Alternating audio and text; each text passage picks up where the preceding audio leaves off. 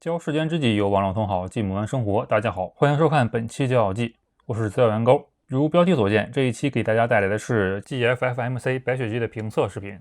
哦，不对，准确的说应该是开箱加吐槽视频。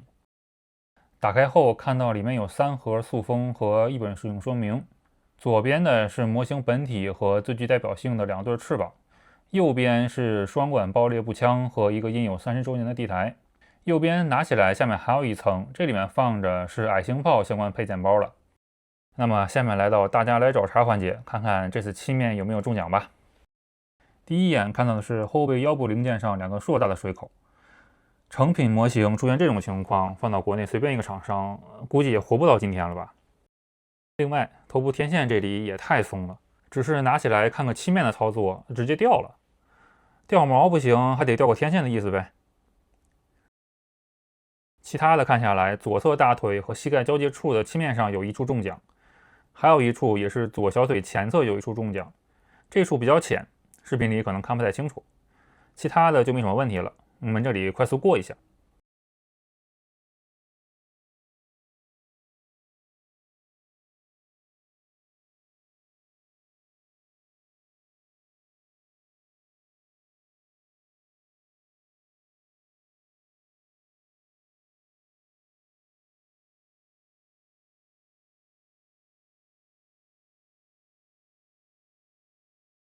下面说说这个斗篷，最上面帽子处有一个卡扣缝在了斗篷上，用于固定到模型本体上，一共有5片，每一片四周都埋有金属丝，用于固定造型。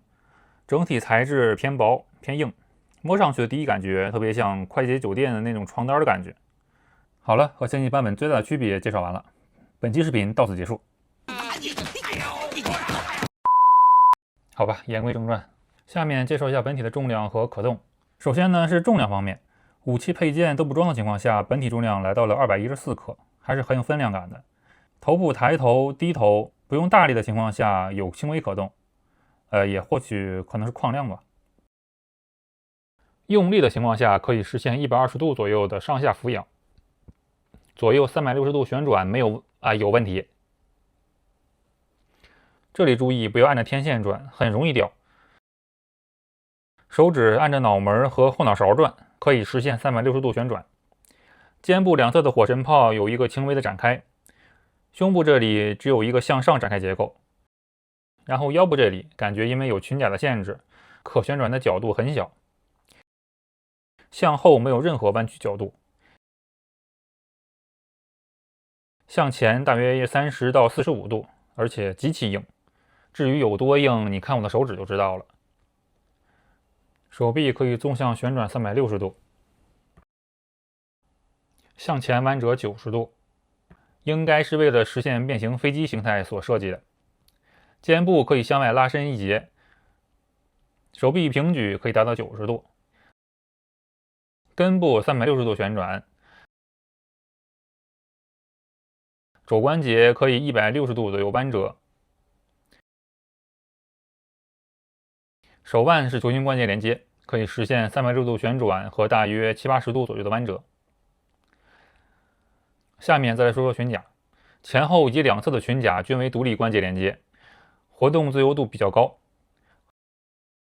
后裙甲2片是连在一起的，只能上下活动。大腿前后可以达到180度的可动范围。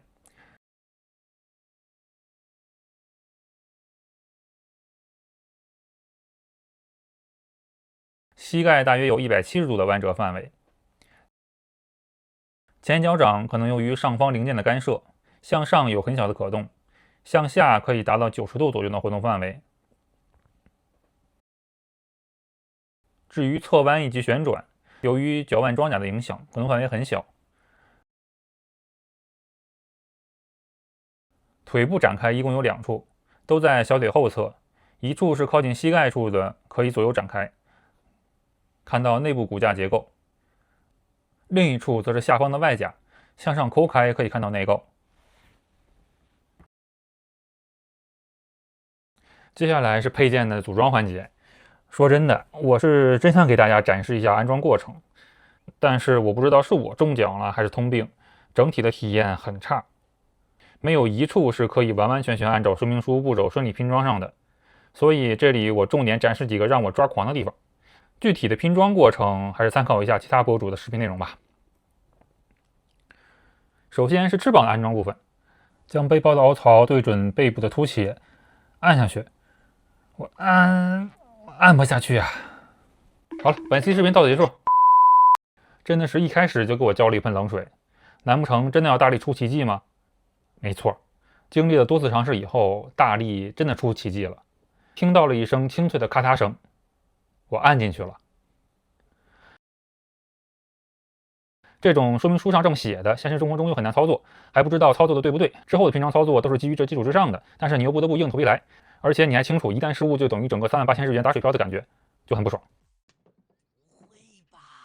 其次就是这个披风了，说明书上写着塑料卡扣卡进背包上面，再用一个条形卡子将其固定。好了，前一步没问题，披风上的卡扣很容易就卡到背包上方了，问题就出在这个条形卡扣这里。按照说明书上，先卡住上面，再按下面，就这顺序，整整可以错出一个零件厚度的距离。正确的安装方式应该是先装下面，然后将上方的卡子向前一推，很顺利的就装上了。还有一处矮星炮支架这里，不知道能不能看清楚，明明应该是一个平面，硬生生的被削了一块，这真的不算残次品吗？万代的品控现在都这么随意了？哎，累了，毁灭吧。类似于以上3种问题还有很多，时长原因就不一一列举了。